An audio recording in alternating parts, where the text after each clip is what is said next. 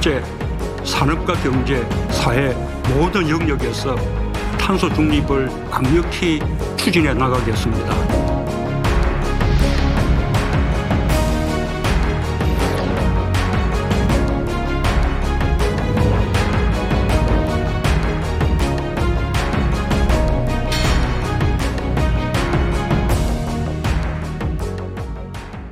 안녕하세요. 방금 소개받은 장재윤의 수건하루입니다. 이사장을 맡고 있습니다.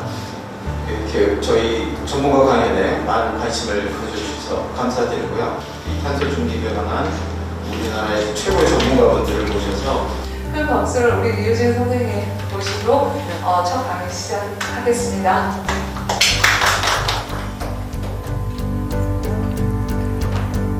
네, 오늘과 미래의 대안을 만드는 우리 숲과 나눔에서 저를 초대해 주셔서 정말 영광입니다. 여러분 반갑습니다. 이유진입니다. 저는 지금 우리가 정말 중요한 역사적인 순간에 서 있다라고 생각합니다. 1950년에서 2050년, 이 100년 동안, 이 100년에 대해서 저는 요즘 생각을 많이 하는데요. 이 시기가 인류가 화석 에너지를 엄청나게 태우면서 대기 중에 온실가스를 또 뿜어내기 시작하고 지구의 평균 기온을 상당히 단기간에 1도 가까이 올린 이 시기입니다. 그리고 이 시기가 지금 우리가 2021년에 있으니까요. 남아있는 한 29년, 30년 이 시간 동안 어떻게 하는지에 따라서 지구와, 사실 지구는 걱정 안 해도 된다고, 인간이 걱정이다. 그런데 또 인간만 걱정할 게 아니라 인간이 너무나 강력하기 때문에 인간에 의해서 파괴되는 생물 다양성이라든지 이것까지 감안하면은 지금 우리가 어떤 경로를 채택하는가에 따라서 우리 모두의 미래가 결정이 되는 거죠. 그래서 저는 오늘 제가 준비한 이 강의 자료를 통해서 여러분께 충격을 드리기를 바라요. 그리고 이 충격이란 게 다들 2050년 탄소 중립이라고 얘기를 하면 바로 한 30년 남았구나 이렇게 생각을 하시는데 2050년이 아니라 이제 지금부터 내년 그리고 후내년 그리고 사실상은 지금부터 앞으로 7년, 10년 안에 우리가 무엇을 할 것이냐에 많은 것들이 달려있다. 그래서 저는 한국 사회가 이 달라진 국제사회의 기후위기 대응 이 시계, 얼마 시간이 남지 않았잖아요.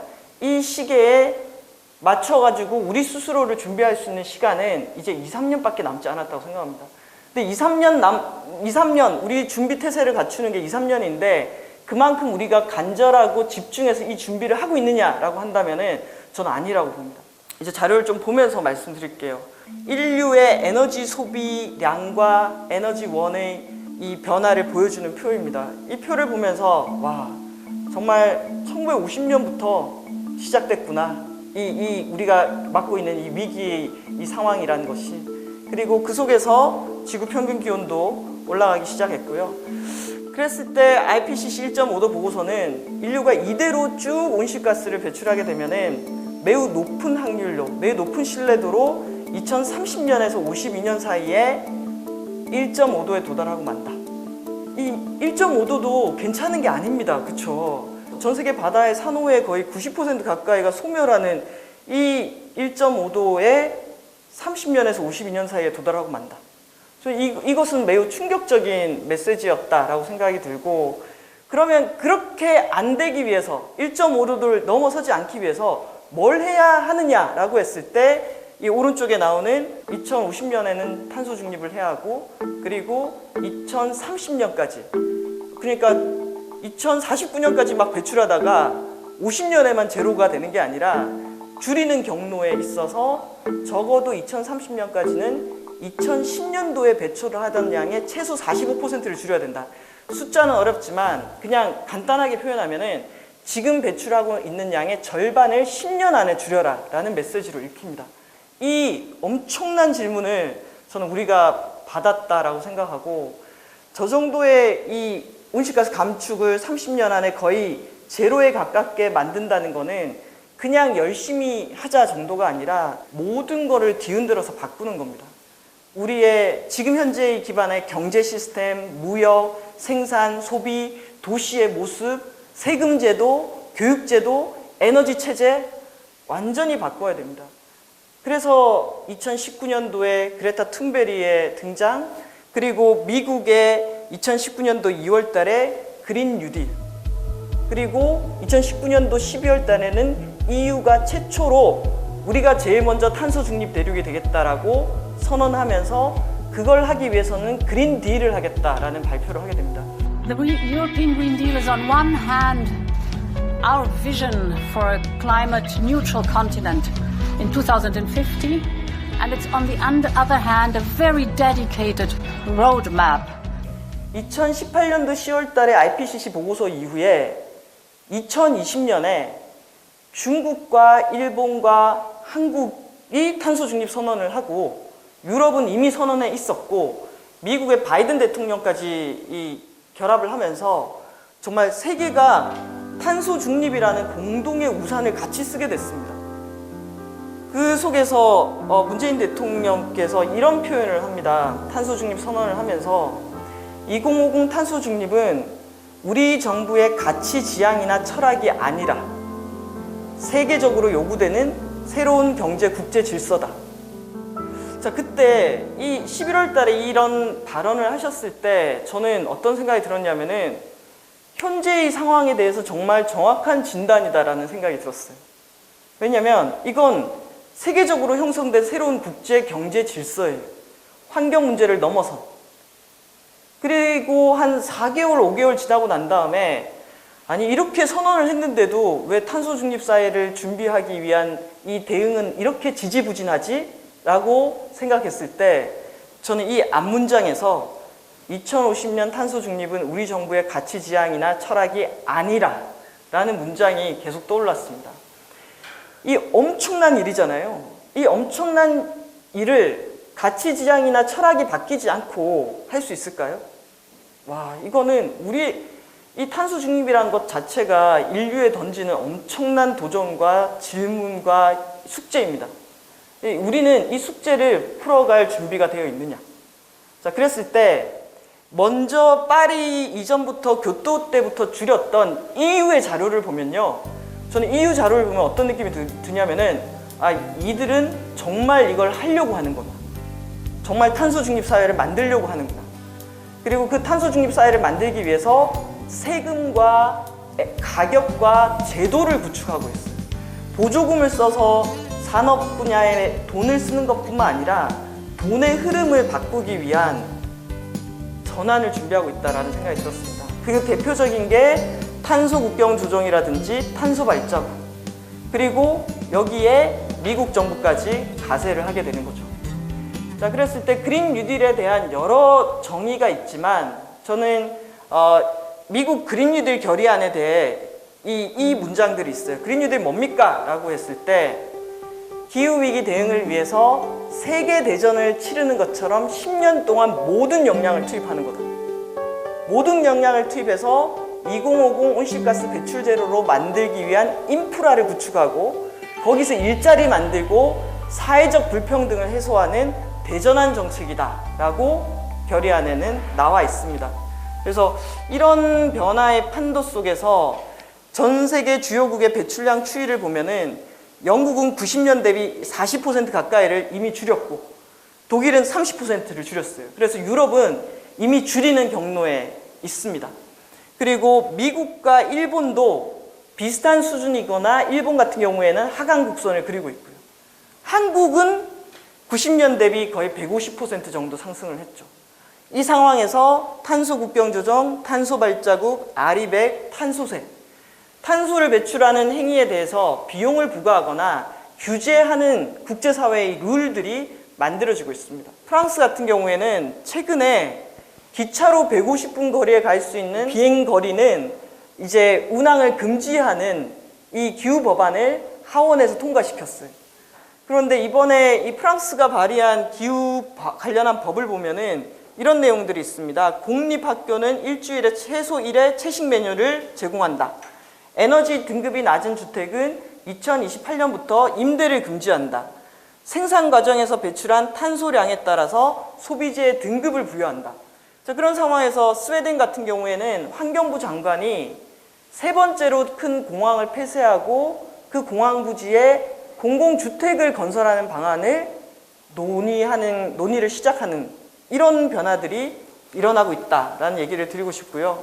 그 속에서 무역 의존도가 높고 탄소 집약도가 높은 한국 경제 어떤 방향으로 갈 거냐.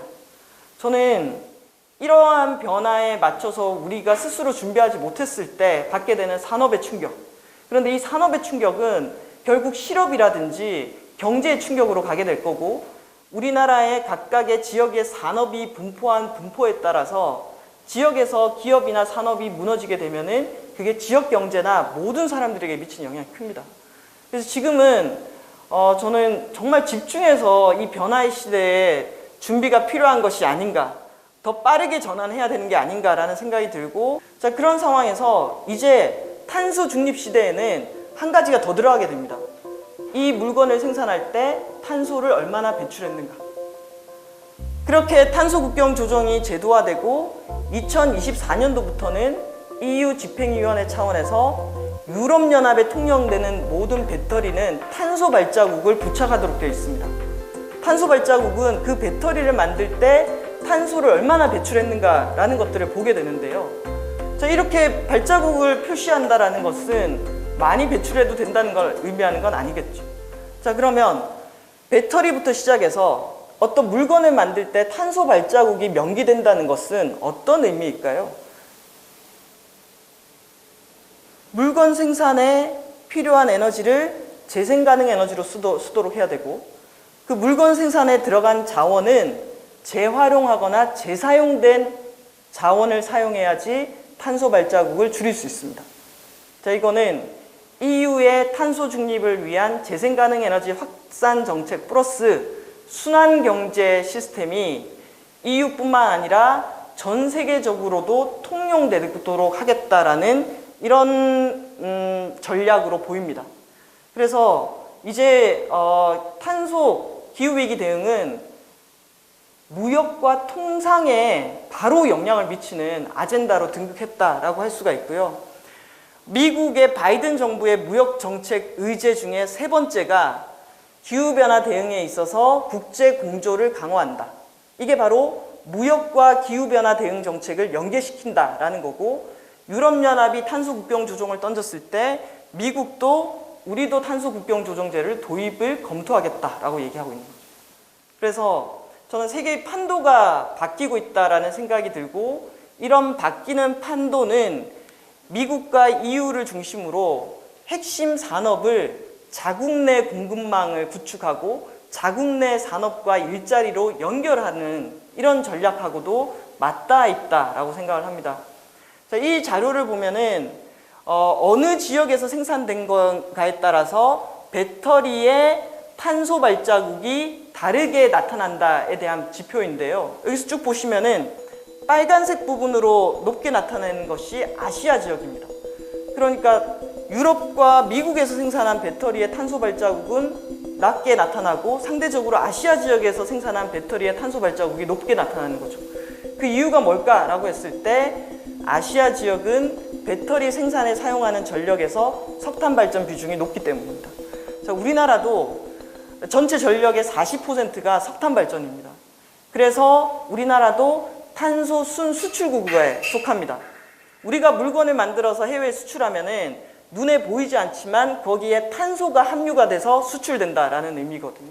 문제는 우리나라가 온실가스 배출량 11위, 이산화탄소 배출량, 전력 중에 석탄 발전 비중 40%에다가 재생가능 에너지 비중이 최하위. 판은 빠르게 바뀌는데 이 판과 집중적인 영향이 있는 에너지 섹터는 지금 빠르게 바뀌지 않고 있는 거죠. 결국 탄소 중립에서 아주 중요한 에너지 전환이 연결되는 것이 중요하다라는 얘기를 드리고 싶고, 엘고 전 미 부통령이 문재인 대통령에게 편지를 썼는데 한국의 2030년 온실가스 감축 목표에 대해서 더 높여야 된다라고 얘기하고 있습니다.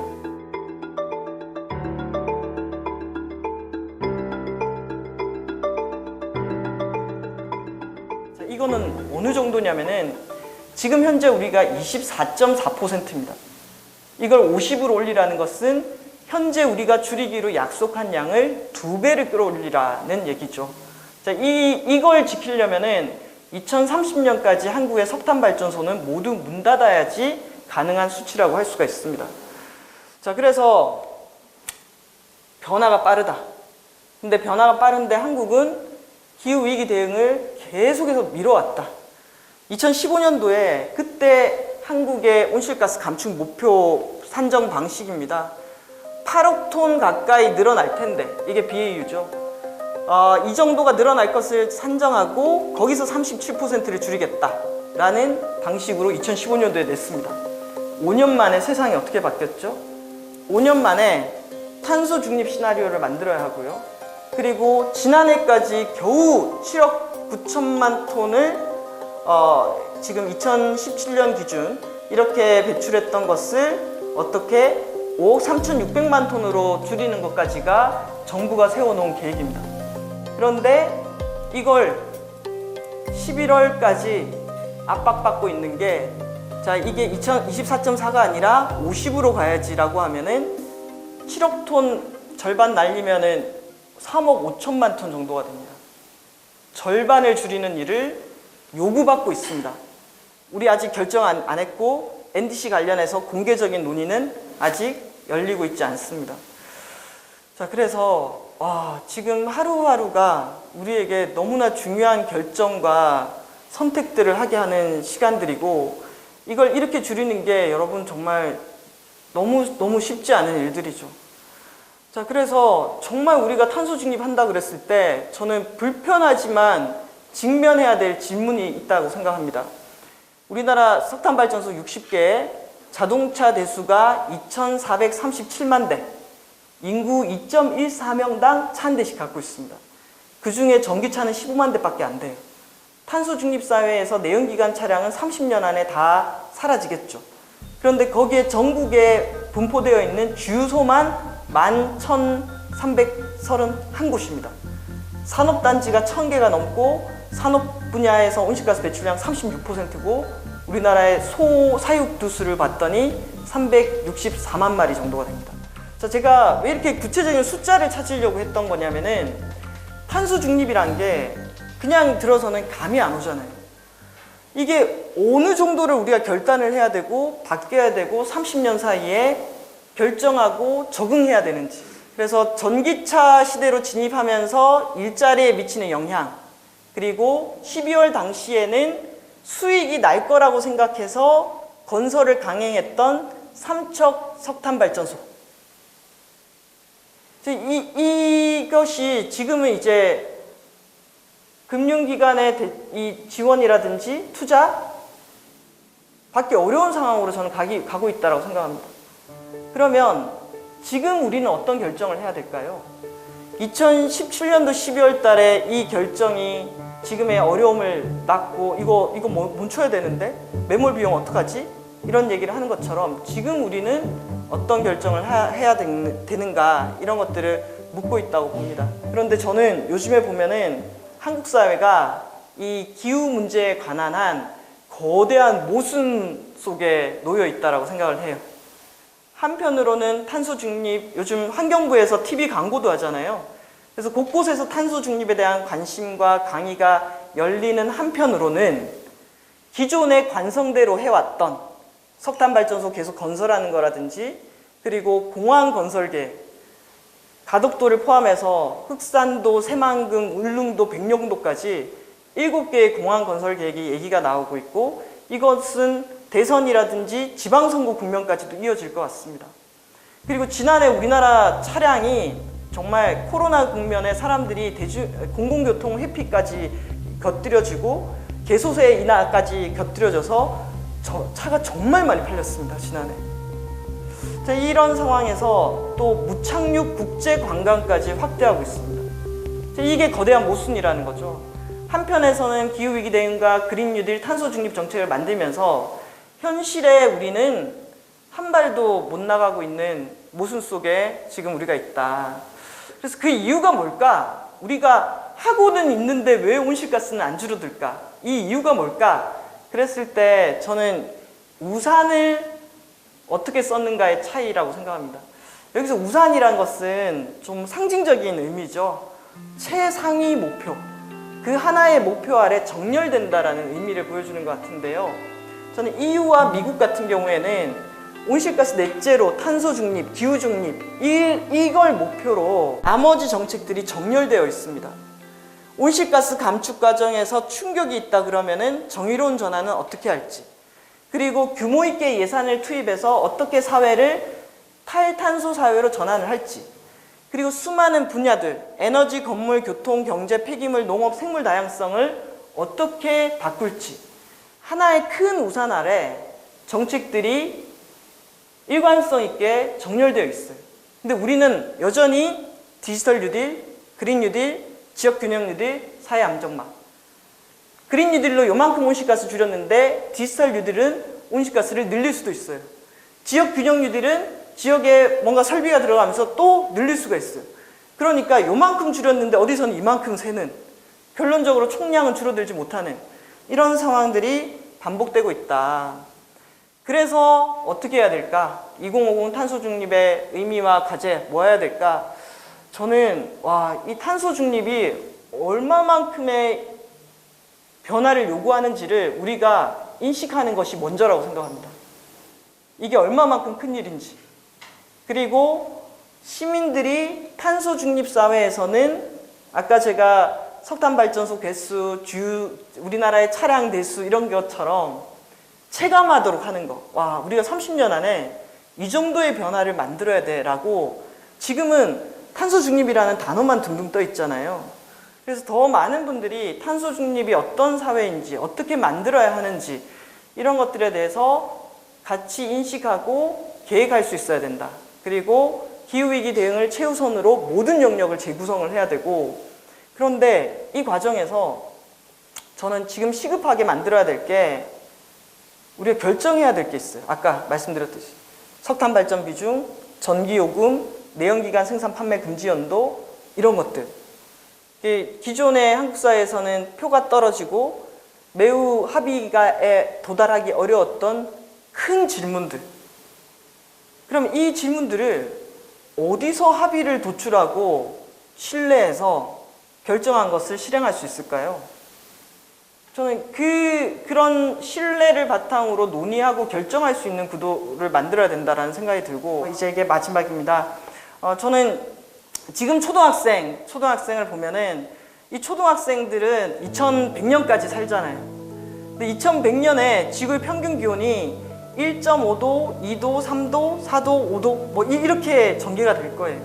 그런데 그걸 결정하는 가장 중요한 시간들은 지금부터 2030년, 30년에서 50년 이 상황이 될 거예요. 그 얘기는 지금부터 남아있는 시간에 우리가 무엇을 어떻게 준비하는가에 따라서 지구 평균 기온이 달라진다. 그랬을 때 초등학생 이제 커서 또 탄소 중립 사회를 만들기 위해서 같이 역할을 하겠지만, 결국은 지금 사회에서 역할하고 있는 사람들의 간절함, 그리고 이 문제에 대한 집중, 저는 이것이 너무나 중요하다라는 얘기를 드리면서 저의 강의를 마치도록 하겠습니다. 네, 감사합니다.